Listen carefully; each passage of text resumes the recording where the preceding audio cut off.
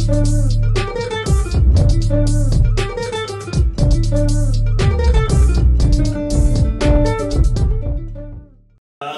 नाव आहे बाप कुठं काय करतो। प्रत्येकाला वाटत असेल बाप ज्यावेळेस घरातनं जातो बाप कुठं काय करतो, तो तर काय घराबाहेरच असतो।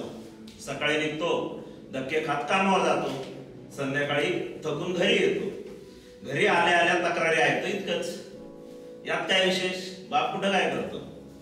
शाळेची फीस, घरचा महिन्याचा किराणा, लाईट बिल, फोन बिल सगळं मॅनेज करतो।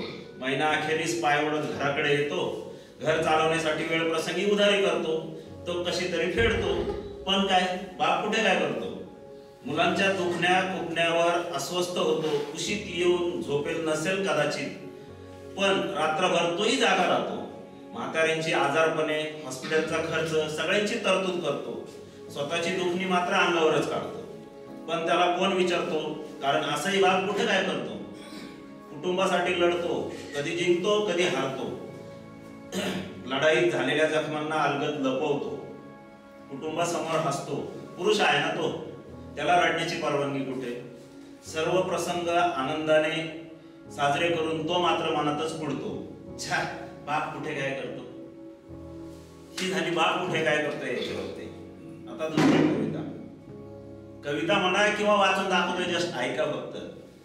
बाप कुणाचा मरू नये, बाप कुणाचा मरू नये। लहान असल्यापासून आई मुलांना सांगत असते, इथे जाऊ नको बाप मारेल, तिथे जाऊ नको बाप मारेल, झाडावर चढू नको बाप मारेल, नदीकडे जाऊ नको बाप मारेल, शाळेत जा नाहीतर बाप मारेल, अभ्यासाला बस नाहीतर बाप मारेल, हे करू नको बाप मारेल, ते करू नको बाप मारेल। मग मुलं सुद्धा बापाला घाबरू लागतात, बापाच्या भयाने शाळेत जातात, बापाने मारू नये म्हणून अभ्यास करतात, बापाच्या दहशतीखाली शिकत राहतात।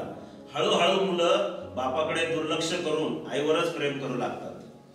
मनामधून बापाला करून टाकतात वजा, आईच्या चरणावर सर्वस्व अर्पण करतात, बापापासून 4 हात लांबच राहतात। मुलं आईचं गाणं गातात, मुलं आईवर कविता लिहितात। कोणतंच मूल बापाला दुधावरची साय म्हणत नाही, लंगड्याचा पाय म्हणत नाही, वासरांची गायही म्हणत नाही। बापासाठी मुलाकडे शब्दच नसतात। मुलाच्या पायाला ठेच लागली तरी मुले बापरे म्हणत नाहीत। स्वामी तिन्ही जगाचा बापाविना भिकारी कधी होत नाही। साने गुरुजींनाही श्यामचा बाप दिसत नाही। आई घरात असली की घर कसं भरल्यासारखं वाटतं मुलांना, बाप घरात असलं की मात्र स्मशान शांतता। शपथ सुद्धा आईचीच घेतात मुलं, बाप शपथेच्याही लायकीचा नसतो। बाप असतो केवळ मुलांच्या नावाच्या व आडनावाच्या मध्ये नावापुरता। मुलं विठोबाला माऊली म्हणतात, बाबासाहेबांना भीमाई म्हणतात, धरणीला माय म्हणतात आणि देशाला माता म्हणतात। बाप मात्र धरणीतून, देशातून आणि मुलांच्या मनातून केव्हा झालेला असतो हद्दपार।